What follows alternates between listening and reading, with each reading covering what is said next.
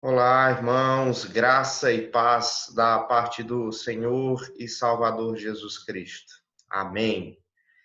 Meus queridos, hoje nós vamos dar sequência à nossa série de estudos que iniciamos na semana passada sobre interpretação das Escrituras. Esse tema sempre tão relevante e tão oportuno para nós. Ler corretamente as Escrituras é ser edificado da parte de Deus e também assim ser fortalecido frente às muitas dificuldades que passamos nessa vida. Eu quero convidar você nessa aula, nós continuarmos a estudar esse assunto. Quem sabe você não tenha tido a oportunidade de assistir ao primeiro vídeo, então eu vou pedir para que você olhe ele. Você vai ter um atalho em algum lugar aí da tela para o primeiro vídeo, onde você vai ser introduzido ao assunto, já que essa é a segunda aula. Nós vamos já dar início, mas antes disso, vamos fazer uma oração. Eu gostaria de convidar você, onde você estiver, para que você pudesse curvar a sua cabeça e, juntamente comigo, orarmos ao Senhor nosso Deus. Senhor, muito obrigado, Senhor. Muito obrigado pelas tuas bênçãos derramadas sobre nossas vidas. Muito obrigado, ó Deus, porque dentre essas bênçãos que temos está a preciosidade da tua palavra. Muito obrigado, ó Deus, porque ela é uma dádiva, um privilégio, uma grande bênção para nós. Ela é luz para o nosso caminho. Rogamos, ó Deus, em nome de Jesus, que possamos lê-la e compreendê-la, ó Deus, e vivê-la para o louvor da tua glória. Ajuda-nos, ó Deus, nesta aula, dentro desse propósito santo. Que o Senhor nos abençoe para que, através dessa aula, nós possamos, assim, ó Deus, ser impulsionados a ler mais, a compreender mais e a desejar viver mais da tua palavra. É assim que nós te oramos no nome do Senhor Jesus Cristo. Amém. Amém. Nessa, nessa aula, irmãos, nós vamos introduzir aqui algumas regras interpretativas das Escrituras dentro de uma perspectiva reformada. Mas eu creio que antes de falar a respeito dessas regras, é necessário falar a respeito de algumas atitudes que o intérprete das Escrituras ele deve ter se quiser ser exitoso dentro do seu propósito de compreender bem as Escrituras. O primeiro, o, a primeira atitude que um bom intérprete das Escrituras ele tem é uma dependência do Espírito Santo por intermédio da oração. Isso não deve ser pouco enfatizado, porque é uma importância muito grande. Se você ler, por exemplo, os reformadores da igreja, você vai perceber que eles ressaltaram muito essa questão espiritual como algo fundamental para a compreensão das escrituras. Para os reformadores, ler a escritura ia muito além do que um mero academicismo, mas tinha por pressuposto, por exemplo, a fé. A fé era um pré-requisito hermenêutico, a oração era um instrumento de interpretação, era um recurso exegético. Você encontra, por exemplo, o maior intérprete da Reforma Protestante, João Calvino, falando que para um bom intérprete das Escrituras era necessário duas coisas. Era necessário orar e labutar. Se quisermos compreender bem as Escrituras, diz João Calvino, era necessário pedir isso a Deus e, ao mesmo tempo, se esforçar bastante para isso.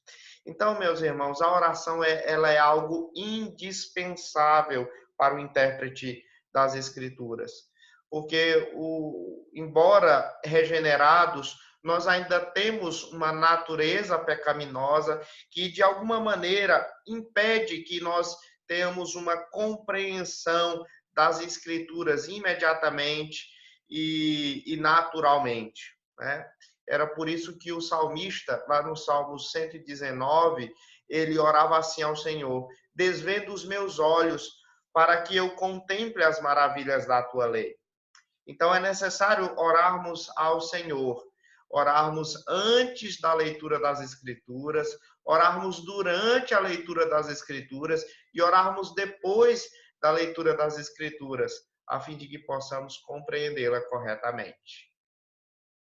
A segunda atitude de um bom intérprete das Escrituras é ler o texto de forma mais ativa possível. Todos vocês sabem que existem várias maneiras de se ler um texto. Qualquer texto você pode encarar de diversas maneiras. Existem alguns textos que a gente lê despretensiosamente, a gente lê assim, rápido, a gente não está muito interessado naquilo, certo? Às vezes a gente lê um texto sem muitas expectativas, mas com a Bíblia deve ser diferente. Quando eu digo que nós temos que ler a Bíblia de forma mais ativa possível, eu estou querendo dizer aquela leitura mais concentrada possível, aquela leitura que procura retirar o máximo daquilo que se encontra no texto. Existem algumas dicas de como fazer isso, né? Por exemplo, aí na tela mesmo você encontra uma mãozinha, a mão de uma pessoa sobre o texto das Escrituras. Essa aí é uma técnica muito importante.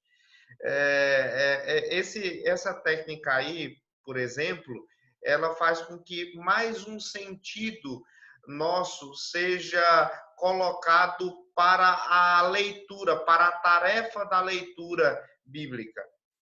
Então, quando você lê só com a vista, você tem um grau de concentração. Quando você coloca o dedo lá, então parece que aquele seu grau de concentração, seu organismo, ele se esforça e foca mais no texto das Escrituras. Além de você ler mais rápido.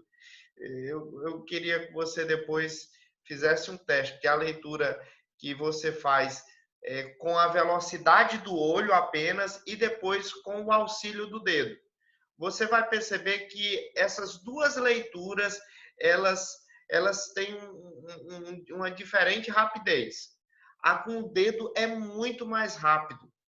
Então, você fazendo essa leitura, acompanhando com o dedo, além dela ser uma leitura mais rápida, ela acaba sendo uma leitura mais analítica, ela acaba sendo uma leitura, digamos assim, mais focada no texto.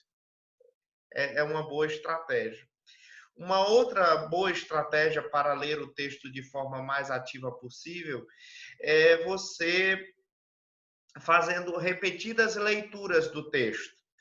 Eu não sei quantos de vocês já fizeram isso, acho que é uma boa parte, mas nós geralmente, quando assistimos aqueles filmes que marcam bastante a nossa vida, nós gostamos de assistir eles algumas vezes. Mas cada vez que a gente assiste aquele mesmo filme, nós aprendemos alguma coisa nova nele, que nas outras vezes ficou um tanto quanto desapercebida. Pois bem, com a leitura de qualquer texto é da mesma forma, e com as escrituras não é diferente. Quantas vezes mais você ler o texto bíblico, mais você vai focar em determinados detalhes, os aspectos que nas leituras anteriores não estavam assim tão claros para você, ou então que você ainda não havia mesmo até enxergado. Então, é uma outra estratégia para ler de forma mais ativa possível. Uma outra maneira de você ler de forma ativa é fazendo perguntas ao texto. À medida em que você vai lendo o texto, você vai fazendo perguntas. O que o apóstolo Paulo queria dizer aqui? Para quem ele queria falar isso? Por que ele disse isso? E à medida em que você pergunta isso, você procura então responder essas perguntas. Isso faz com que você leia o texto de uma forma mais concentrada, de uma forma mais analítica. Essa é uma segunda atitude, porque nós devemos ler o texto da Bíblia de forma mais ativa possível, porque a Bíblia é a palavra de Deus, tá? E por ser palavra de Deus, ela deve ser encarada com muita reverência. Devemos, portanto, em primeiro lugar, ter uma atitude de dependência do Espírito Santo por meio da oração. Em segundo lugar, ler a Bíblia de forma mais ativa possível. E em terceiro lugar, nós devemos ter uma atitude de humildade na leitura das Escrituras, quando nós formos interpretá-la. O intérprete das Escrituras, ele reconhece que é falho e por isso interpreta a Bíblia com o maior cuidado possível. Ele sabe, por exemplo, que a Bíblia é a palavra de Deus, que ela é santa e que ela precisa ser tratada de forma reverente.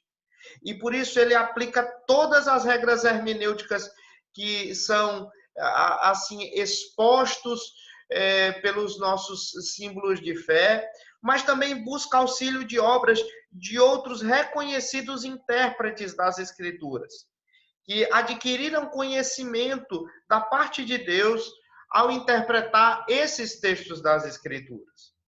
Mas, mesmo assim, ele sabe que se ele não chegar a uma conclusão sólida, se ele, quando for interpretar o texto bíblico, ele não estiver convencido daquilo que ele procurou interpretar, ele sabe que a melhor saída é reconhecer a sua incapacidade de explicar o texto e de aguardar por novas informações que possam de alguma maneira elucidar o significado daquele texto.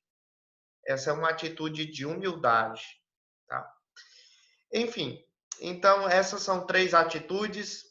Eu agora vou começar as regras de interpretação das Escrituras, que são caracterizadas por 3 coisas, pelo menos. Em primeiro lugar, as regras que virão, elas se caracterizam por uma natureza gramatical, o que inclui uma interpretação lógica do texto. Elas são caracterizadas por uma natureza histórica, o que inclui a situação histórica do autor, psicológica dele, frente àquilo que ele viveu, quando escreveu o texto das Escrituras. E também diz respeito a uma natureza bíblico-teológica, o que inclui pressuposições bíblicas, por exemplo, quanto à natureza de Deus, quanto à própria natureza das Escrituras. Nós cremos que Deus é autoexistente, nós cremos que Deus é triuno, nós cremos que a Bíblia ela é inspirada, que ela vem da parte de Deus, tá? Essa hermenêutica que eu irei transmitir regras para ela a partir desse vídeo, ela é baseada nos ensinamentos dos reformadores da igreja. É uma hermenêutica classicamente denominada como hermenêutica histórico-gramatical. Ou seja, essa hermenêutica ela procura interpretar as sentenças das Escrituras com base em regras gramaticais, levando em consideração também o contexto histórico em que esses textos eles foram escritos. Essas regras de interpretação foram aplicadas por Calvino, pelos reformadores, pelos puritanos do século XVI, XVII, pelos huguenotes, pelos cristãos reformados de períodos subsequentes, e sendo ampliada e refinada até os dias de hoje. Então, nós vamos começar, meus queridos, nós vamos começar trazendo aqui a primeira regra de interpretação das Escrituras. A primeira regra de interpretação das Escrituras é que a Bíblia se auto-interpreta. Sem dúvida alguma, esse é o princípio mais importante de todos. Razão pela qual eu coloquei aí em primeiro lugar, ele encabeça a lista. Esse é o princípio, ele é o primeiro de todos os demais, por uma questão de ordem, mas também por uma questão de importância, já que os outros princípios, de alguma maneira, acabam dependendo deste princípio, não é? a importância dessa regra, ela não pode ser subestimada. Por exemplo, a nossa Confissão de Fé de Westminster, falando lá no capítulo 1º, seção 9ª, diz o seguinte: a regra infalível de interpretação das Escrituras é a própria Escritura. Note só como é que a Confissão de Fé fala aqui, que é uma regra infalível. Interpretar Bíblia com Bíblia, Escritura com Escritura.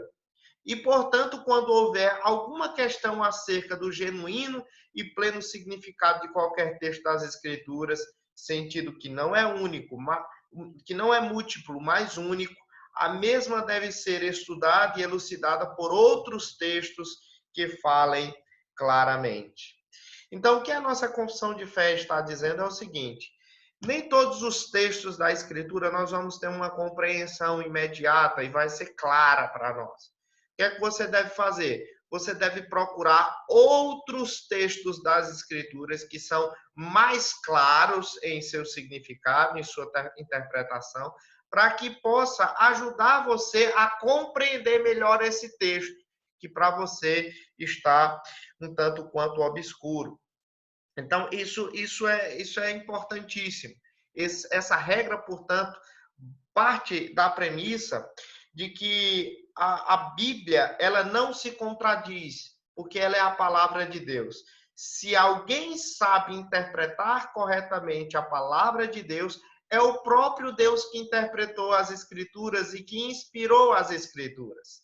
Então, você deve procurar textos mais claros que possam elucidar textos mais obscuros.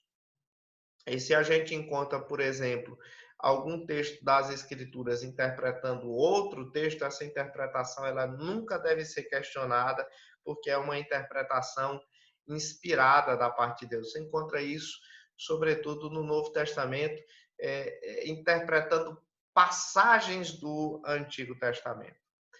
Existem alguns princípios dentro dessa regra que nós podemos, de alguma maneira, refinar essa regra geral.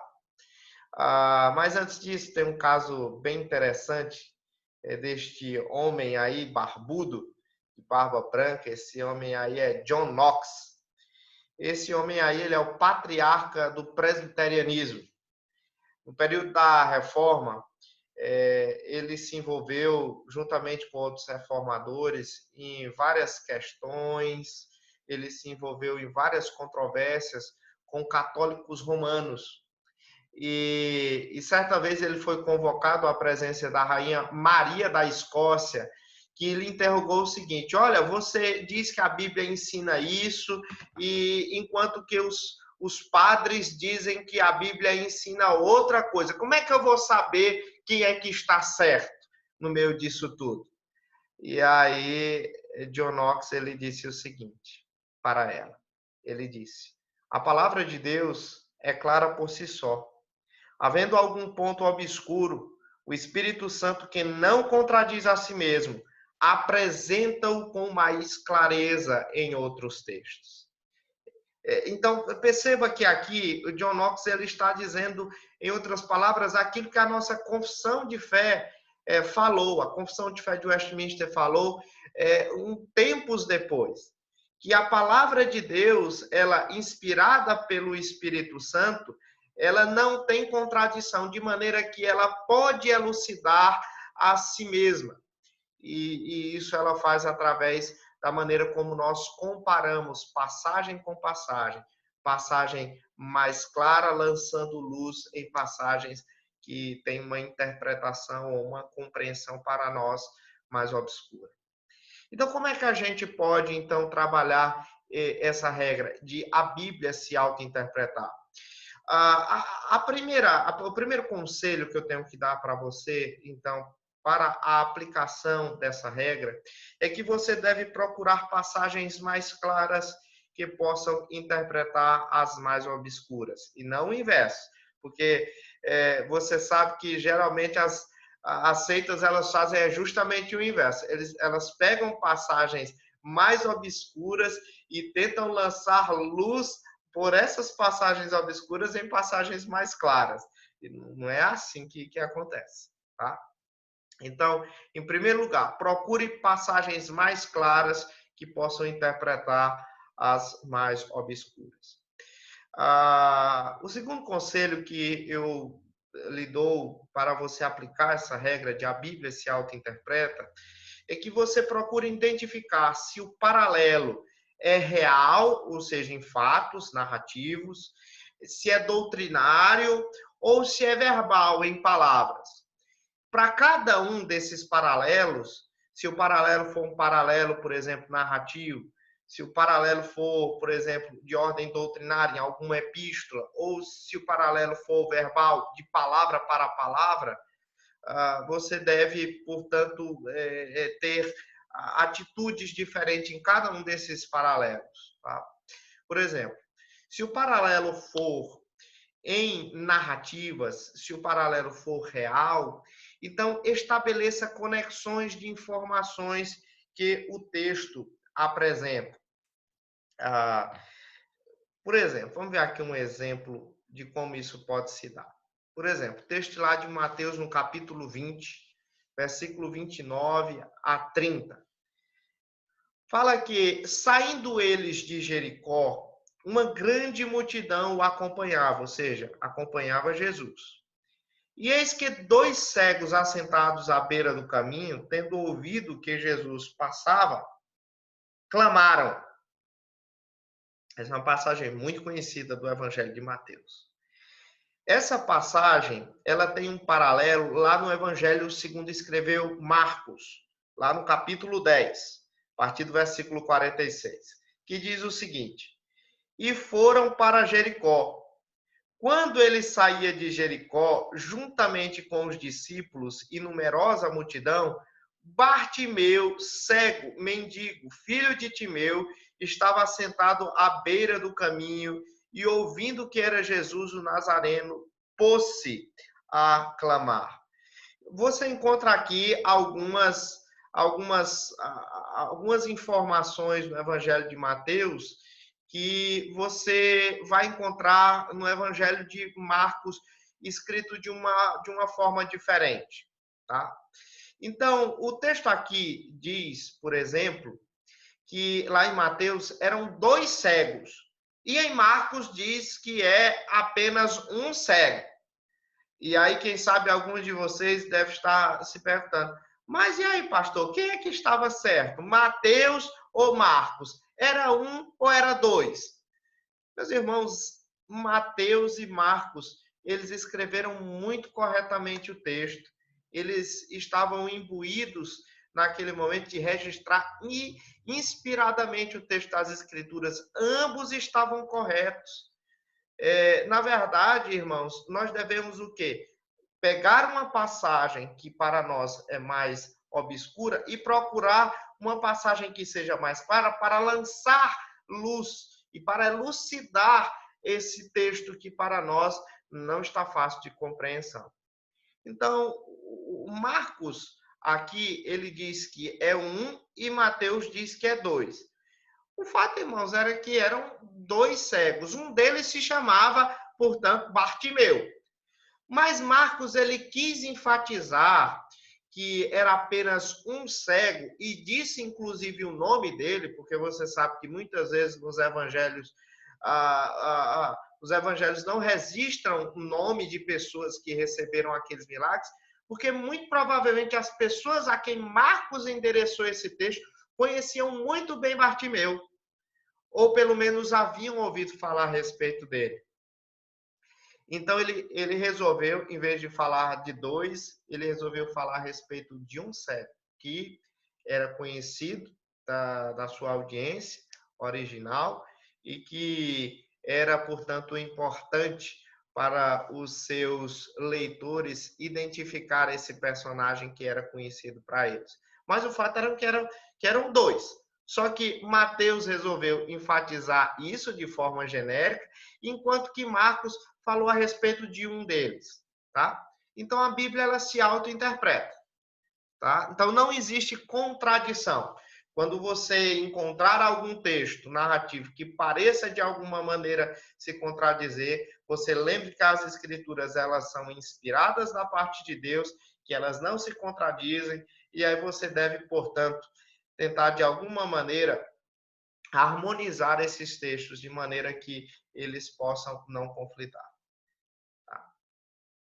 Então, um outro paralelo que nós citamos foi o paralelo doutrinário. Se o paralelo for doutrinário, interprete a passagem em harmonia com o ensino bíblico esboçado em suas principais doutrinas.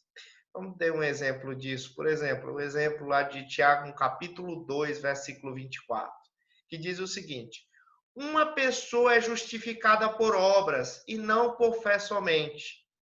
Enquanto que lá em Romanos, no capítulo 3, versículo 28, diz: o homem é justificado pela fé, independentemente das obras da lei. Essa passagem aí, ela foi uma passagem que foi muito importante no período da Reforma Protestante, quando Martinho Lutero ele compreendeu que nós somos salvos pela graça de Deus mediante a fé no nosso Senhor e Salvador Jesus Cristo. E nós, como cristãos protestantes, nós geralmente lemos as escrituras dentro desse foco, né? Porque para nós parece muito claramente que o homem é salvo dessa maneira, pela graça de Deus, mediante a fé no Senhor Jesus Cristo. Mas aí, de repente, você chega lá em Tiago, e Tiago diz isso: uma pessoa é justificada por obras e não por fé somente. O que é que significa isso? Quem é que está certo nisso tudo? Meus irmãos, ambos estão certos. Ambos estão certos. O que o Paulo está escrevendo não é algo diferente que Tiago escreveu, tá? Na verdade, eles estão apenas tratando aspectos diferentes da mesma doutrina. Enquanto o apóstolo Paulo, por exemplo, ele escrevia para um público que, de alguma maneira, procurava colocar as obras como se fossem instrumentos meritórios de salvação, como se alguém fosse salvo por causa da prática da lei. Já Tiago escreve para um público diferente. Tiago escreve para um público que diz assim: eu tenho fé, eu conheço a Deus, então isso é o suficiente, eu não preciso de obras. E meus irmãos, Tiago escreve, portanto, para mostrar que a fé sem obras, ela é morta. Então, o Tiago, ele não vai, dessa maneira, colocar a fé de uma maneira que venha comprometer ela como sendo um instrumento pelo qual Deus utiliza para que nós sejamos justificados, tá? Mas o que ele vai dizer é que essa fé verdadeira, ela vai ser demonstrada em obras. Porque não adianta nada você dizer para mim que é crente, que é justificado dos seus pecados, se a sua vida prática não demonstra essa fé que você serve a Deus, né? Então, pelo nosso testemunho, nós demonstramos que nós cremos no Senhor Deus e que temos uma fé genuína nele. Então, veja que não são coisas distintas. Aquilo que Tiago falou para aquilo que o apóstolo Paulo falou, respectivamente, cada um em sua epístola. Tiago e Paulo em Romanos. Nós vamos avançar um pouco mais. Eu tenho mais um conselho para dar para os irmãos aqui, dentro dessa regra, que diz que se o paralelo for verbal, estabeleça conexões de informações que o texto ele apresenta. Por exemplo, o texto lá de Tiago, no capítulo 5, versículo 14. Está alguém entre vós doente? Chame os presbíteros da igreja, e estes façam oração sobre ele, ungindo-o com óleo em nome do Senhor. Isso está lá em Tiago, no capítulo 5, versículo 14. A pergunta é: o que é esse ungir com óleo? Que ungir com óleo é esse? Muitas pessoas, elas pensam que esse ungir com óleo aí é alguma coisa muito praticado por igrejas, por determinadas igrejas, em que a pessoa pega um determinado óleo, passa na testa da pessoa, né? Muitas pessoas pensam que se trata disso. Mas será mesmo? Né? Como é que a gente interpreta isso? O que significa esse ungir com óleo? É fato que lá no Antigo Testamento, profetas, sacerdotes e reis, eles eram ungidos com óleo. Mas não é o caso agora do Novo Testamento, já que esses ofícios, eles prefiguravam a pessoa do nosso Senhor Jesus Cristo. Ele é o ungido, ele é o Messias. Essa palavra Messias é que significa ungido. Né? Então, nesse sentido, nós não devemos fazer, porque não existe mais profetas, sacerdotes e reis como no Antigo Testamento. Mas então, o que significa esse ungir com óleo em nome do Senhor? A gente deve procurar, então, algum outro texto das Escrituras que apareça essa expressão, que possa, de alguma maneira, lançar luz sobre esse texto.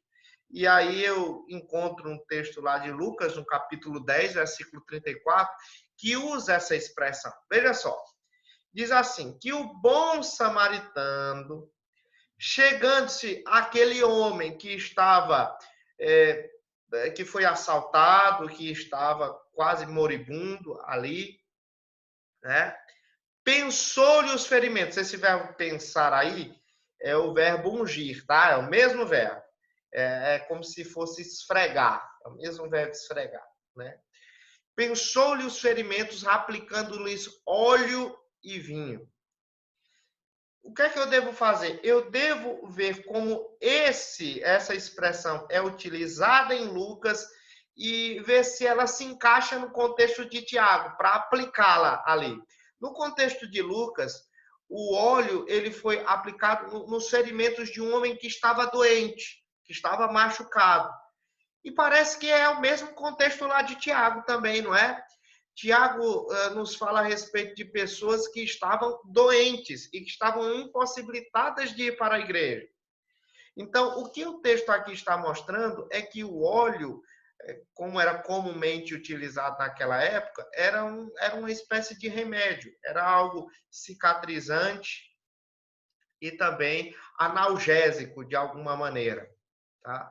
Então, o que Tiago está dizendo é que se houver alguma pessoa doente na igreja, de tal maneira que impeça ela de ir para o culto, essa pessoa deve chamar os presbíteros da igreja para fazer uma oração por ela. Sim, ela deve chamar os presbíteros da igreja, porque os presbíteros não vão adivinhar que ela está doente. Por isso que ela deve chamar os presbíteros da igreja para orar por ela. E naquela oração, e naquele momento em que os presbíteros forem orar, aquela pessoa ela deve fazer o uso de remédios, crendo no Senhor Deus. Porque Deus muitas vezes não vai agir de forma extraordinária para nos curar de determinadas enfermidades. Ele vai utilizar os remédios, né?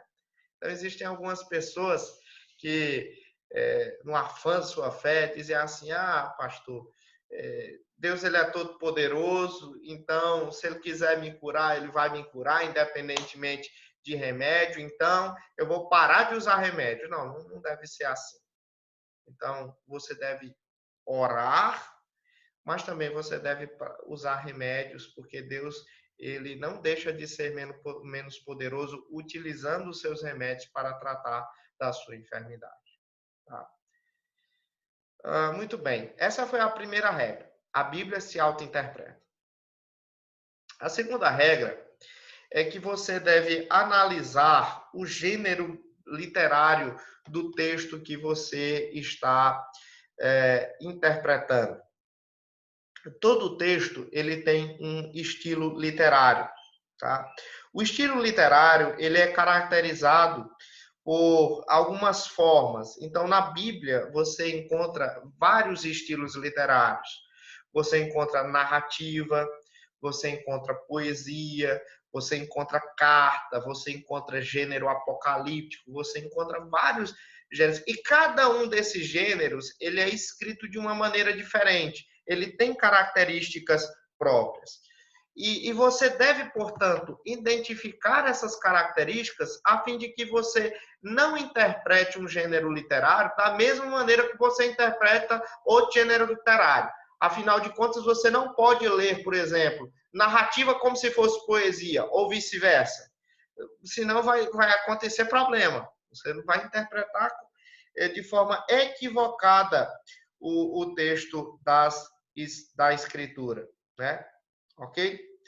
Então, para isso você tem que ter familiaridade, você tem que ter apego, amizade com o texto bíblico, a fim de que você compreenda corretamente o texto das Escrituras.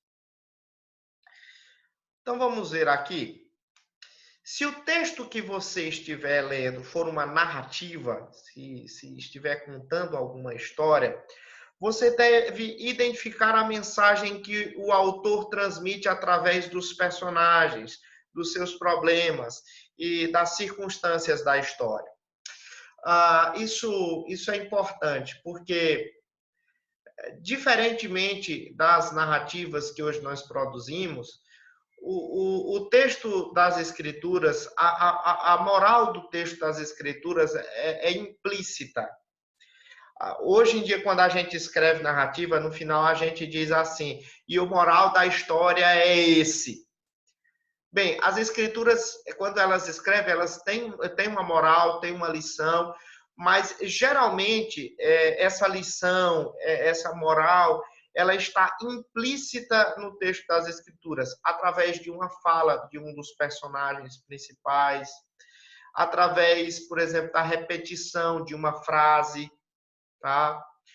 Através de vários recursos, mas sobretudo no modo como a história ela termina, tá? Geralmente a história, como ela termina, mostra de alguma maneira qual era o interesse do autor ao escrever aquela história. Geralmente é isso. E aí é onde entra um outro ponto e vai nos ajudar a compreender essa questão da análise do gênero literário. Porque praticamente todas as narrativas bíblicas, elas seguem uma mesma sequência de eventos. E aí vai ser muito importante para nós conhecermos essa sequência de eventos, a fim de que nós possamos compreender qual é aquele ponto climático onde geralmente o autor ele nos traz, portanto, a moral da sua história, a lição da história que ele gostaria de transmitir. Por exemplo, uma história bíblica, ela geralmente ela começa com um pano de fundo ou uma introdução. Esse pano de fundo ou introdução é contando a época em que aquele evento ocorreu, quem eram os personagens, né, onde aqueles episódios daquela sessão ocorreram. Né? Isso tudo são aqueles elementos para jogar pano de fundo a história, para introduzir a história. Esses elementos, quando eles são introduzidos nos textos, eles criam um suspense em nós. O que é que vai acontecer? Né?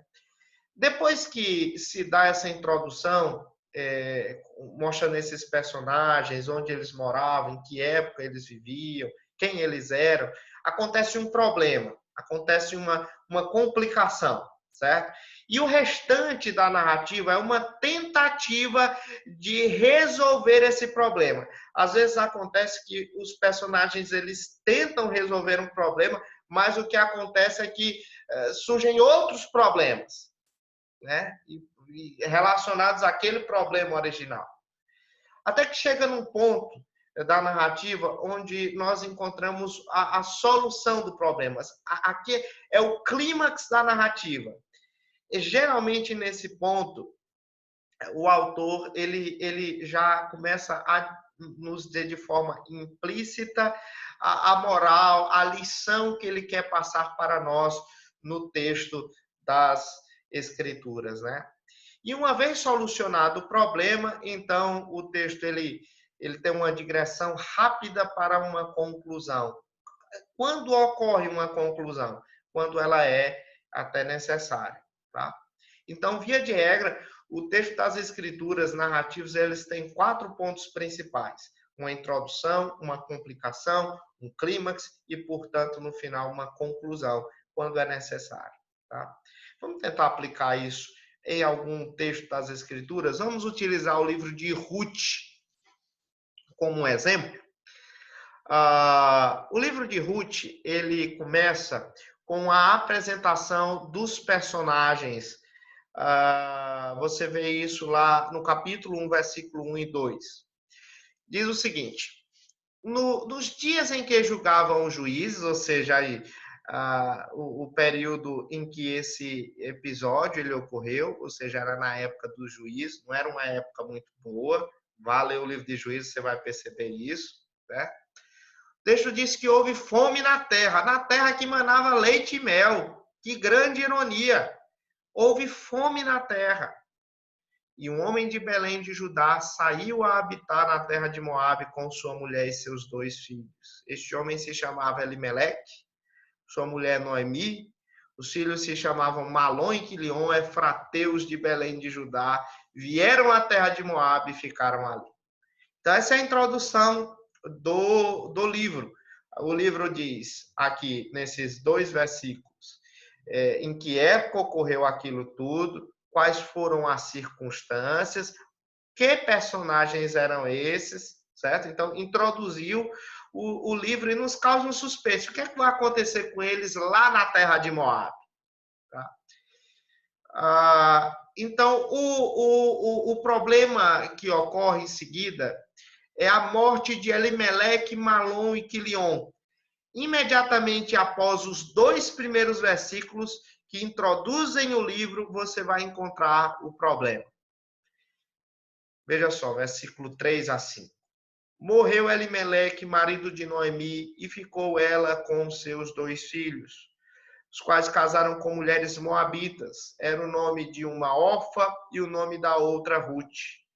E ficaram ali quase 10 anos. Morreram também ambos, Malom e Quilion, ficando assim a mulher desamparada de seus 2 filhos e de seu marido.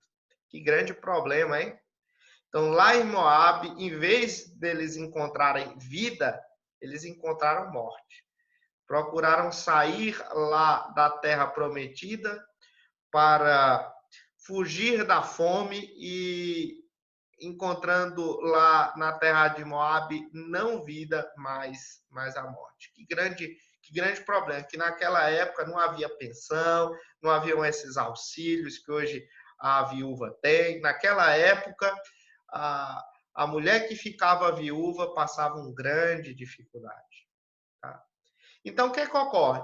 Depois que você encontra esse problema, todo o restante do livro é, de alguma maneira, uma tentativa de resolver esse problema aqui, certo? O fato dessas mulheres ficarem viúvas e das suas descendências, portanto, serem riscadas da história, já que elas não teriam filhos.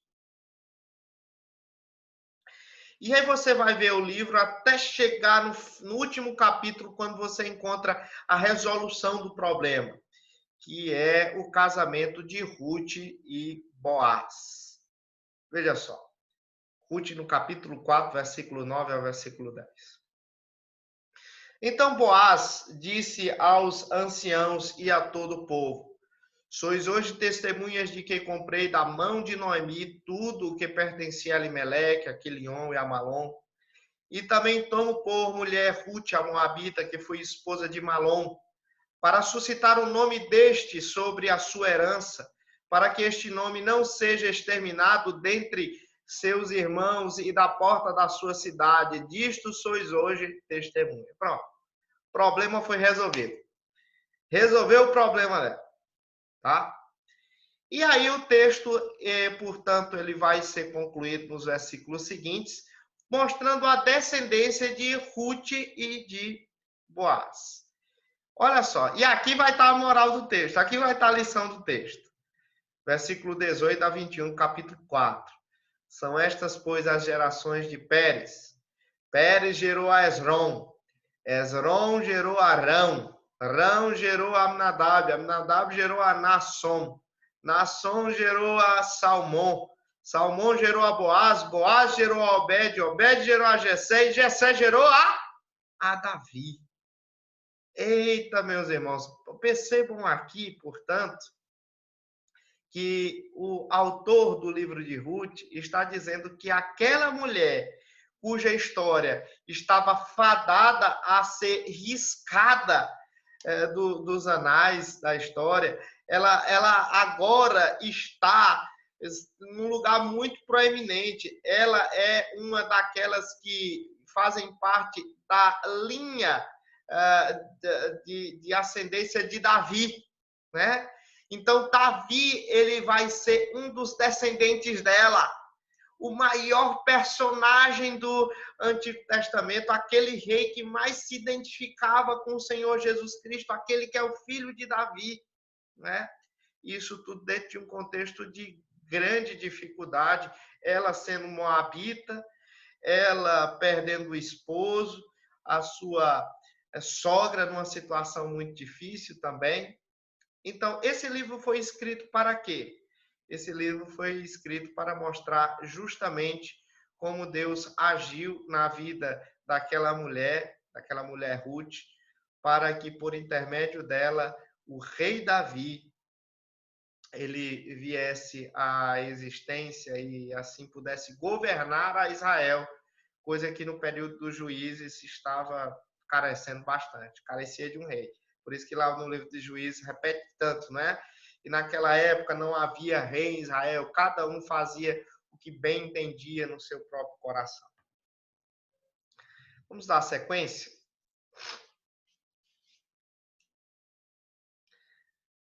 Bem, em todos os gêneros literários, mas sobretudo nas narrativas, atente para os significados dos nomes próprios. Isso é importante porque, ao contrário de nós, hoje em dia, que colocamos o nome dos nossos filhos por gosto, a gente acha o nome bonito, ou então em homenagem a alguém, naquela época das escrituras, os nomes eles eram dados com significado.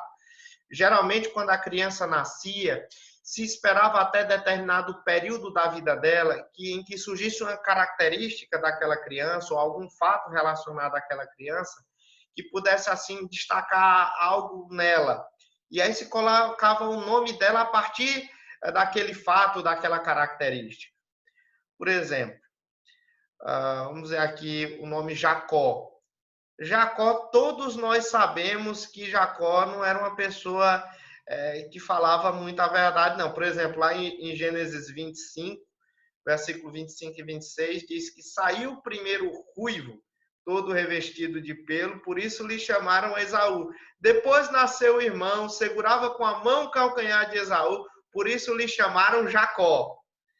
Ou seja, já nasceu Jacó querendo passar a perna no seu irmão. Tá? Então, não é à toa que o nome de Jacó significa enganador. E o restante da vida dele vai, de alguma maneira, demonstrar isso, né? Ele é um enganador, ele gosta de trapacear. Um outro exemplo é um exemplo do livro de Ruth. Os filhos de Noemi, Malom e Quilion.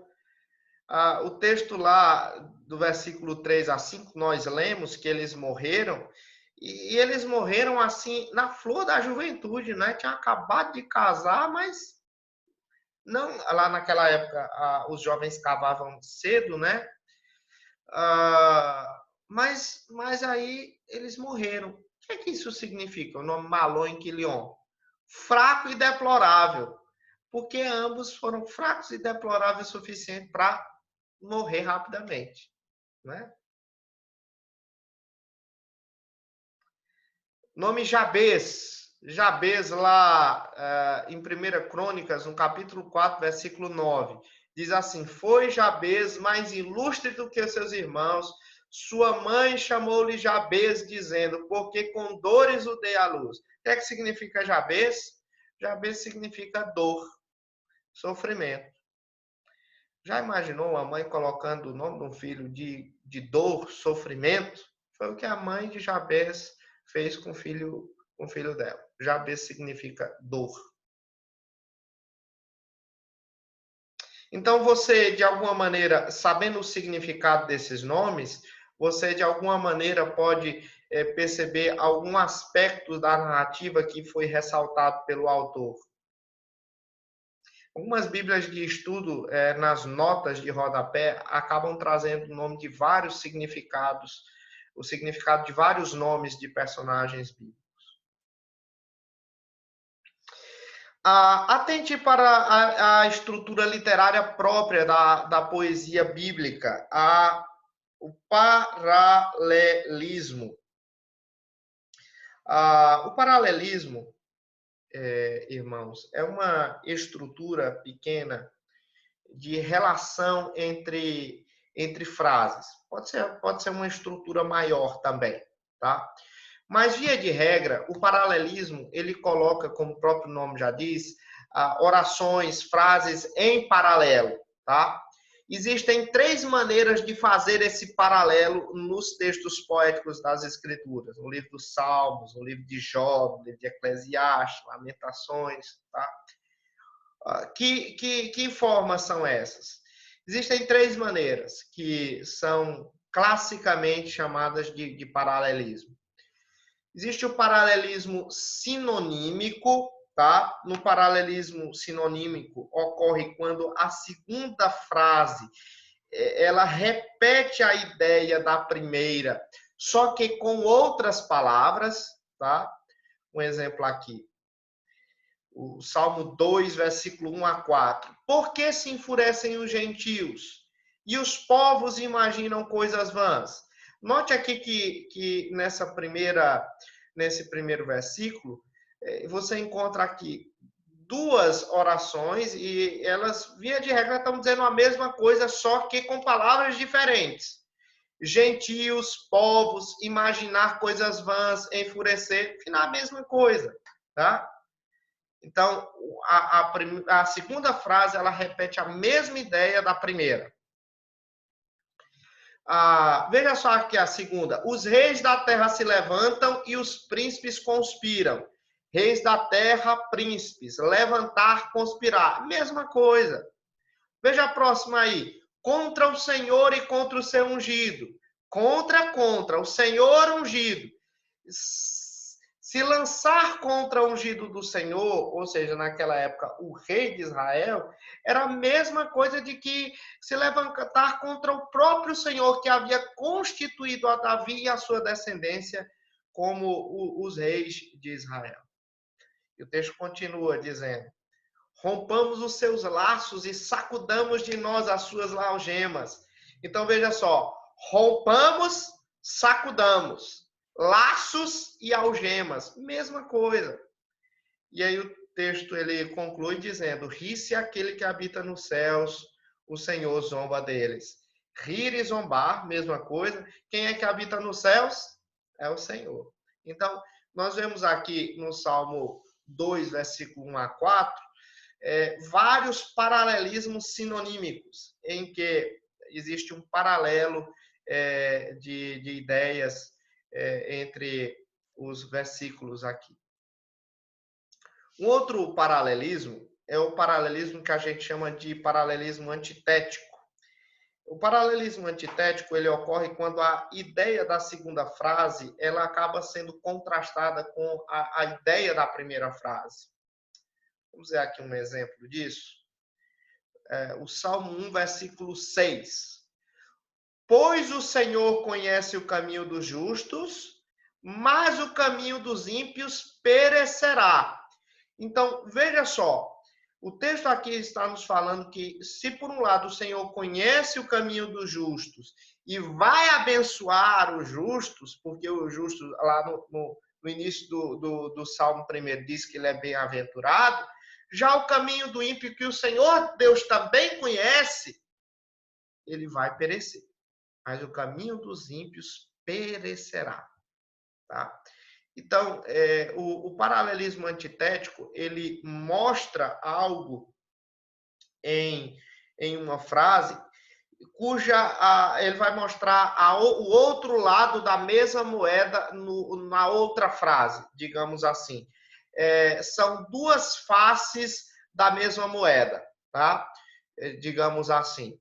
tá? E o propósito aqui é contrastar duas realidades, tá? Mostrar a discrepância entre duas partes. Geralmente a gente identifica esse tipo de paralelismo antitético, por meio de uma conjunção adversativa, essa palavra mas aqui, ou pode ser no entanto, certo? Ocorre com frequência nesse tipo de paralelismo antitético. Vamos continuar?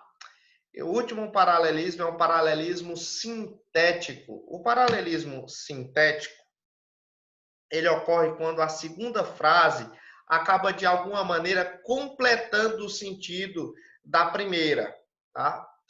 Vamos ver aqui um exemplo do Salmo 1 também. Bem-aventurado o homem que não anda no conselho dos ímpios, não se detém no caminho dos pecadores, nem se assenta na roda dos escarnecedores. Aqui nós vamos ter 3 frases. Cada uma dessas frases aqui, ela vai complementar o sentido da anterior. Note que a primeira frase é bem-aventurado o homem que não anda. Note só, a ideia aqui de alguém andando. Ele não se detém, ele está andando, ele não para, certo? Ele não se detém. E aí o texto diz, ele não se assenta. Andar, parar e sentar. Esse é a caminhada do homem que apostata da sua fé. Ele anda de acordo com os ímpios, ele para ter comunhão com os ímpios e ele se detém ali. Mas o homem bem-aventurado, ele não faz isso. Tá? Ele não anda no conselho dos ímpios, ele não se detém no caminho dos pecadores, ele nem se assenta na roda dos escarnecedores. Então, esses são 3 paralelismos. Faz bem você tentar ler os livros poéticos, lendo os paralelismos de acordo com essas 3 categorias. Existem outras, mas essas são as mais importantes. As outras, geralmente, são apenas, digamos assim, subgêneros desse tipo de paralelismo, subcategorias, melhor dizendo. Na poesia, analise criteriosamente as imagens, porque a poesia ela é a linguagem das imagens, né? Existem muita linguagem imaginativa, então figuras de linguagem é muito comum na poesia, certo? Essas imagens elas são figuras de linguagem retiradas da observação da vida diária do poeta. Por isso que compreender aquilo que era a vida naquela época, o que caracterizava a vida naquela época é tão importante. Tá? Existe, por exemplo, o Salmo 84, versículo 3, que diz o seguinte: restaura, Senhor, a nossa sorte como as torrentes do Negueb. Aqui o salmista ele estava orando a Deus para que o Senhor restaurasse o povo de Israel do cativeiro babilônico. E ele orava a Deus dizendo assim: Senhor, restaura a nossa sorte, assim como o Senhor faz lá no Negueb. O Negueb era um deserto, tá? O deserto era um deserto que havia lá no sul de Israel. Você tem uma imagem. Só que acontecia uma coisa interessante, irmãos. Em determinada época do ano, período do inverno, chuvas torrenciais eram muito fortes lá em Israel. E esse era um lugar que era muito baixo lá na terra. Na verdade, é um dos lugares mais baixos de toda a terra. Nessa região, próxima a essa região, tem o Mar Morto, que é o lugar mais baixo de toda a terra, 400 metros abaixo do nível do mar. Tá? E as chuvas, então, elas escoavam para ali e formavam torrentes. E aí, quando essas torrentes passavam no deserto, elas acabavam, de alguma maneira, trazendo um cenário de vida para aquele local que outrora era morto. Então, ficava assim, ó. O deserto, em determinada época do ano, era como está aí à esquerda, mas depois que as torrentes passavam, então ficava uma coisa linda, aí crescia vegetação, tinha flores. Então, havia uma redenção para aquele cenário de tristeza e de morte. O Salmo 84 demonstra essa realidade. tá? Então, se você conhece essas imagens vão lhe ajudar muito a você compreender o texto das Escrituras. Como é que funcionam essas figuras de linguagem? As imagens, elas exercem as suas funções criando uma espécie de associação. Dois conceitos são utilizados para a compreensão dessas associações: o domínio de origem e o domínio de destino. O domínio de origem, irmãos, é o aspecto da vida ordinária que o profeta está querendo, de alguma maneira, ele está querendo descrever para criar a sua imagem. Já o domínio de destino é o assunto do qual o poeta está tratando, tá? Então, uma imagem, ela cumpre bem o seu propósito quando um aspecto do domínio de origem é transferido para o domínio de destino, criando assim uma espécie de associação entre esses dois domínios. Para não ficar tão técnico, deixa eu mostrar aqui um exemplo para vocês. Salmo 23, versículo 1. O Senhor é o meu pastor. Tá? Então, o domínio de origem é o pastor, certo? Ok? Terminar aqui a imagem. Então, ó. Então, o domínio de origem é o pastor das ovelhas lá do Antigo Testamento, tá? O pastor, no Antigo Testamento, ele protegia as suas ovelhas. E o domínio do destino é o Senhor, certo? Então, o Senhor, ele livra os crentes, tá? E da mesma forma que o pastor protege as ovelhas, o Senhor livra os crentes. Da mesma maneira que o pastor dá repouso às ovelhas, o Senhor dá descanso aos crentes. Da mesma maneira que o pastor ele conta o número das suas ovelhas, né? Isso que o Senhor Jesus Cristo nos diz, né? O Senhor Deus ele conhece individualmente cada crente. Da mesma maneira que o pastor de ovelha conhece cada uma pelo nome, o Senhor Deus ele sabe de cada uma das nossas necessidades. Então, quando você lê a poesia, em que você encontra essas figuras de linguagem, você tem que pensar o seguinte: o que é que essa imagem, essa figura de linguagem tem em comum com aquilo que o poeta quis comparar, certo? E aí você fazendo essa comparação, você vai chegar àqueles aspectos que o autor queria sublinhar quando usou aquelas figuras de linguagem. Vamos então continuar.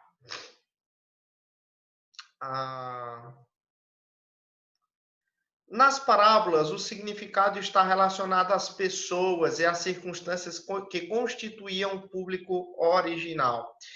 O Senhor Jesus Cristo, ele utiliza as parábolas em momentos em que as pessoas fazem perguntas a ele a respeito de determinadas coisas, quando pedem a ele para interpretar a Bíblia, ou quando ele está em meio a uma circunstância em que as pessoas elas estão, de alguma maneira, demonstrando inimizade para com ele. Então, ele conta essas histórias de uma maneira, para servir como uma espécie de instrumento de reflexão dessas pessoas. Porque, geralmente, irmãos, quando a gente fala direto assim para as pessoas, quando a gente fala curto e grosso para as pessoas não deixam nem a gente terminar de falar, elas já estão com o coração fechado, né? Para nos ouvir. O Senhor Jesus Cristo ele contava histórias que ilustravam as circunstâncias daquelas pessoas, a fim de que as pessoas pudessem, então, refletir a respeito de como elas estavam vivendo, sem necessariamente usar o nome delas, mas usando personagens que se enquadravam de alguma maneira naquela realidade em que as pessoas e ele próprio estavam vivendo naquele momento. Um exemplo aqui, ó. Lá em Lucas, no capítulo 7, versículo 41 e 42. Parábola do credor. Diz o seguinte: certo credor tinha 2 devedores. Um lhe devia 500 denários e o outro 50. Não tendo nenhum dos dois com que pagar, perdoou-lhes a ambos. Qual deles, portanto, o amará mais? Essa é uma parábola que o Senhor Jesus Cristo contou. Nós não devemos ler essa parábola de maneira isolada. Nós devemos olhar o contexto em que ela foi dita para tentar identificar o que aspectos ou que personagens o Senhor Jesus Cristo quis ilustrar com aquela parábola. E aí você vai ler, por exemplo, os pontos de referências nos versículos anteriores. Por exemplo, você encontra aí o prestamista, ou seja, o credor, ele é Jesus, tá? O devedor de 500 denários era a mulher pecadora, que está lá dentro do contexto do Evangelho de Lucas. Enquanto que o devedor de 50 denários era Simão, que estava recebendo Jesus em sua casa, mas que ficou desconcertado com aquela mulher pecadora ali aos pés do Senhor Jesus Cristo.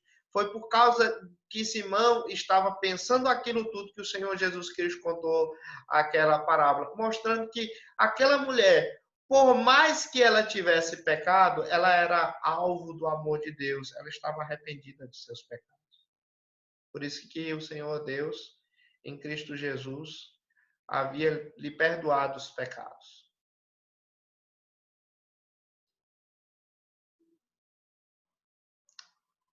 Estamos quase concluindo, irmãos. No Apocalipse, considere o Antigo Testamento como fonte de suas figuras simbólicas. Eu acho que esse é o grande problema de a gente interpretar o Apocalipse, é justamente pelo fato de que nós não temos muita familiaridade com o Antigo Testamento como deveríamos ter. Nós não lemos tanto o Antigo Testamento. E a base sobre a qual o apóstolo João ele escreve suas visões no livro do Apocalipse é o Antigo Testamento.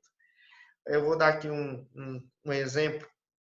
Lá em Apocalipse, no capítulo 1, versículo 12 a 13, quando ele tem aquela primeira visão do Senhor Jesus Cristo glorificado lá na ilha de Patmos, diz o seguinte: voltei-me para ver quem falava comigo, e voltado vi 7 candeeiros de ouro, e no meio dos candeeiros um semelhante a filho de homem, com vestes talares e cingidos à altura do peito, com uma cinta de ouro. Tinha na mão direita 7 estrelas. E a gente fica pensando, meus irmãos, o que é que isso significa, né? E quando a gente vai ler o Antigo Testamento, a gente vai perceber que essa é uma figura do Senhor Jesus Cristo sendo representado como o nosso grande sumo sacerdote, certo? O sumo sacerdote, ele entrava no templo, e lá no templo, dentro do templo, ele encontrava, por exemplo, um candeeiro. E esse candeeiro, ele, aquilo que a gente chama no Antigo Testamento de menorá, né? Ele tinha 7 pontas, certo? E lá também, ele vestia vestes talares, ele tinha uma cinta toda especial, o sumo sacerdote, né? E o texto aí diz que ele tinha na mão 7 estrelas. Você vai ver dentro daquilo que é o contexto do livro do Apocalipse, é uma referência aos anjos, né? Os anjos da igreja. E você encontra também lá no templo vários e vários querubins que foram bordados ali no templo, né? E também que foram esculpidos ali no templo, né? Tá? Então, o que o texto está querendo mostrar é justamente isso. Alguns querubins talhados na parede também, no templo, você encontra, né, nas paredes. Então, tinha vários anjos ali. Então, o que esse texto está querendo demonstrar é justamente isso. De que o Senhor Jesus Cristo é o nosso grande sumo sacerdote, ele que intercede por nós, né? Ele não é apenas aquele que faz sacrifícios por nós, ele é o próprio sacrifício. Ele é o nosso grande sumo sacerdote, cujos sacerdotes do Antigo Testamento apenas apontavam para ele. Tá?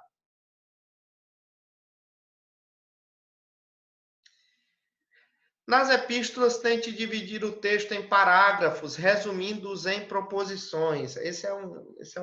Uma grande dificuldade. Às vezes a gente lê as epístolas assim de maneira direta, né? Mas a gente deve procurar ler o texto de acordo como se ele fosse parágrafos. Algumas Bíblias em português tentam fazer isso por intermédio de iniciar cada parágrafo com a letra em negrito. Aquilo, logicamente, não é inspirado, é algo que os próprios editores e tradutores da Bíblia colocaram ali, certo? Para expressar sua opinião pessoal, mas geralmente aquilo ali nos ajuda para compreender quando o autor daquela carta ele vai mudar o assunto, ou então quando ele vai trazer um novo aspecto a respeito daquele mesmo assunto que ele estava tratando. Eu dividi aqui a epístola aos Gálatas, no capítulo 3, em parágrafo. Lá em Gálatas, no capítulo 3, meus irmãos, o apóstolo Paulo, ele escreveu Gálatas no capítulo 3, tá? Para falar a respeito da veracidade do evangelho. Ele apresentou o evangelho lá no capítulo 2, no versículo 15 a 21, e aí ele vai escrever esse capítulo 3 para provar de que esse evangelho que ele pregava era um evangelho autêntico, que esse evangelho deveria ser razão da credibilidade dos Gálatas. E aí ele faz isso, ele resume Gálatas 3, eu resumo Gálatas 3 em alguns parágrafos. O primeiro parágrafo está do versículo 1 ao 5. Lá do versículo 1 ao 5, o apóstolo Paulo diz que a sua experiência comprova o evangelho que ele prega. O segundo parágrafo está do versículo 6 a 9. Ele diz que a experiência de Abraão, o nosso pai da fé, comprova o evangelho que ele prega. O parágrafo terceiro vai do versículo 10 ao versículo 14 e mostra que a lei comprova o evangelho que Paulo prega. O parágrafo 4 vai do versículo 15 ao versículo 18 e diz que o pacto de Deus com Abraão também comprova o evangelho que Paulo prega. E, em último lugar, do versículo 19 a 25, o propósito da lei comprova o evangelho que Paulo prega. Então, tenta, de alguma maneira, ler as epístolas, tentando lê-las como se fossem parágrafos e tentar resumir esses parágrafos em pequenas frases. Isso vai fazer com que você compreenda melhor o argumento do autor dessas cartas. Tá? Vamos ver se tem mais alguma coisa. Nos livros proféticos, entenda que nem tudo é vaticínio, ou seja, nem tudo é previsão para o futuro. A profecia, um erro muito característico de muitos de nós ao ler as profecias, é imaginar que sempre a profecia diz respeito a algo que vai acontecer no futuro.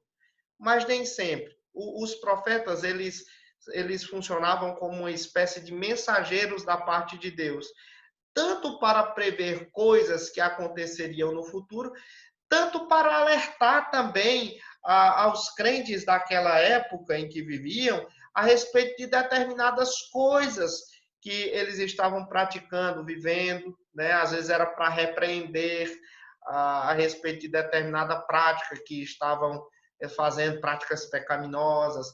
Às vezes eles escreviam para consolar o povo a respeito de alguma coisa. No final das contas, traziam alguma mensagem da parte de Deus para o povo de Deus, mas nem sempre isso dizia respeito a algo que ocorreria no futuro. Tá? Se a passagem estiver em um livro sapiencial, entenda que essa mesma passagem não é preceito nem promessa. Os livros sapienciais, o livro de Provérbios, o livro de Eclesiastes, o livro de Jó, esses livros são livros de sabedoria, tá? Em que o autor bíblico ele acaba, de alguma maneira, refletindo sobre a maneira correta de se viver. A gente deve compreender que nem tudo ali é preceito, ou seja, é uma ordem para a gente fazer, nem promessa, mas são reflexões a respeito da vida. Por exemplo, Eclesiastes 7, versículo 2. Melhor é ir à casa onde há luto do que ir à casa onde há banquete, pois naquela se vê o fim de todos os homens.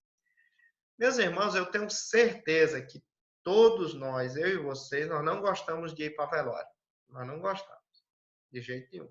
A gente prefere ir na casa das pessoas que nos convidam para um aniversário, para alguma coisa, alguma festinha, né? Alguma confraternização, um churrasco, mas ir para casa onde tem velório é uma coisa bem complicada, sempre um grande desafio, né? Mas aqui o autor de Eclesiastes diz que no final das contas é melhor ir a gente ir para a casa onde há luto, porque lá a gente reflete a respeito de determinadas coisas que normalmente a gente não pensa. Quando a gente vê alguém nosso querido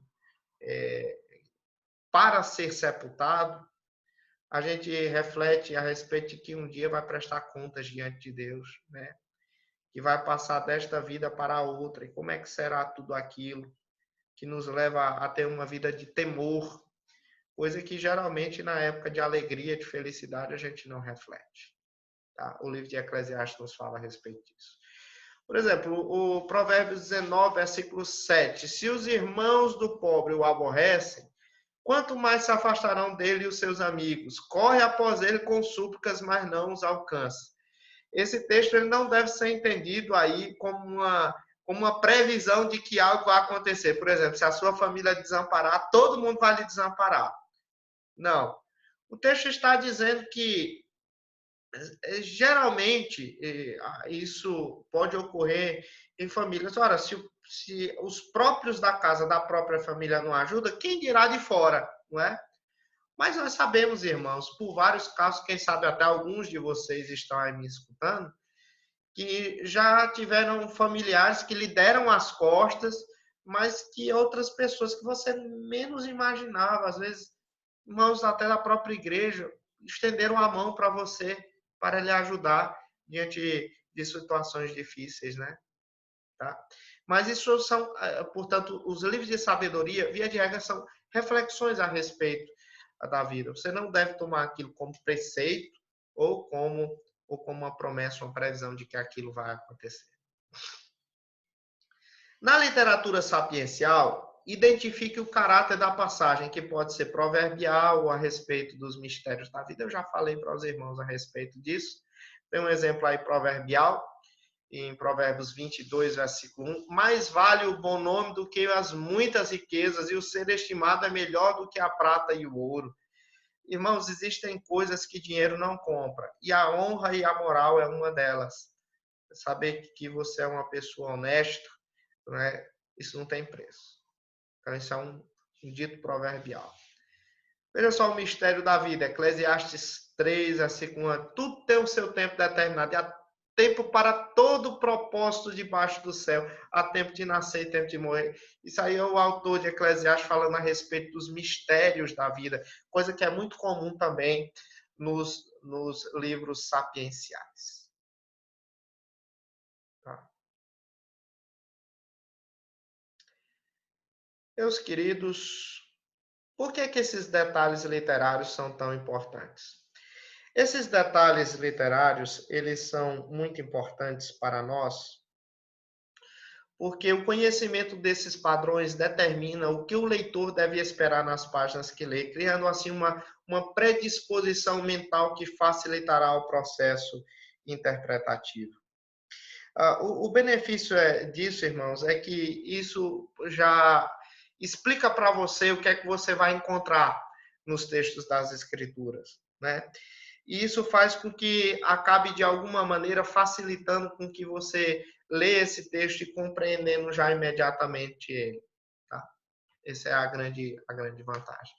Gente, eu falei demais nesse vídeo, esse vídeo foi um vídeo bem longo, mas eu espero que através dele vocês tenham compreendido bem essas duas primeiras regras de interpretação. Tem mais nos próximos vídeos. Mas eu gostaria de trazer algumas recomendações de leitura e pesquisa para você antes de finalizar. Tem esse livro aqui, o Descobrindo o Antigo Testamento, do Bill Arnold e Brian Bayer, da Cultura Cristã, um livro muito interessante. Ele vai tratar cada livro do Antigo Testamento, dizendo quem é o seu autor, a data em que foi escrito, o propósito dele, vai falar de cada seção do livro. Livro muito precioso, muito interessante, vale muito a pena você comprá-lo. Eu tenho ele. Tem esse livro que faz parte da mesma série do anterior, Descobrindo o Novo Testamento, também publicado pela Cultura Cristã, vai dentro daquele mesmo esquema do anterior que eu disse, apenas falando sobre os livros do Novo Testamento. Esse livro, o Mundo do Antigo Testamento, do J. Packer, do Tenney, do White Jr., ele fala muito sobre a vida dentro do contexto do Antigo Testamento, como era que as famílias viviam naquela época, como era o trabalho, enfim, como era a vida diária naquela época, tá? A cultura daquela época. Então, é um livro muito interessante. Vale muito a pena ler esse livro. Tem esse outro livro, O Mundo do Novo Testamento, que é o respectivo livro do Novo Testamento da série que aquele outro faz parte, da editora Vida também, Vida Acadêmica. Esse livro aqui, A Vida Diária nos Tempos de Jesus, do Rops, da editora Vida Nova, ele foi escrito também para falar a respeito do contexto histórico do Novo Testamento, mais particularmente da vida do Senhor Jesus Cristo. Esse autor ele passou algumas dezenas de anos lá na Palestina, estudando qual era o contexto histórico do Senhor Jesus Cristo, e ele forneceu para nós esse livro, que é uma pesquisa assim maravilhosa, e vale muito a pena, nos enriquecerá bastante se nós lermos ele. Tá? Esse outro livro aqui, a Bíblia de Estudo de Genebra. Se eu pudesse indicar um livro assim para você ler, assim, comprar mais imediatamente, eu diria para você comprar essa Bíblia de Estudo. Ela vai te ajudar demais você ler as Escrituras. Ela vai ter várias notas de rodapé, auxiliando a leitura da Bíblia, a sua compreensão bíblica, ela vai crescer assim de uma maneira significativa depois que você comprar esse livro. Tá? Vale muito a pena. Você vai encontrar também os símbolos de fé da nossa igreja ali. Tá? Esse livro aqui é o livro do Martin Lloyd Jones, Grandes Doutrinas Bíblicas, publicado pelas Publicações Evangélicas Selecionadas. Eu disse aqui nessa aula que você deveria interpretar algumas passagens doutrinárias à luz daquelas principais doutrinas da fé cristã. Pois bem, esse texto ele fala a respeito de muitas dessas doutrinas, é um ótimo texto, ajuda bastante. Esse outro livro aqui trata desse mesmo aspecto, só que de uma forma mais devocional. Um ótimo livro, Razão da Esperança, do Leandro Lima, publicado pela Cultura Cristã. Os Símbolos de Fé de Westminster, publicado pelas edições Os Puritanos, também vão ajudar demais a você compreender essas doutrinas das Escrituras. As confissões também reformadas, você tem esse livro que tem uma harmonia delas, o livro do Joel Bick e do Sinclair Flexon, também um livro muito bom. A Verdade para Todos os Tempos, de João Calvino, da editora PES, também um livro muito bom. Aí, As Institutas, de João Calvino, também muito bom. Esse livro aqui é condensado às Institutas, tá? As Institutas em 4 volumes, também publicado pela Cultura Cristã. Gente, é isso por hoje. Eu espero que vocês tenham sido ricamente edificados da parte de Deus. E, se Deus assim permitir, na próxima semana nós estaremos juntos novamente para mais uma lição aqui do nosso curso de Princípios Reformados de Hermenêutica Bíblica. Deus abençoe profundamente.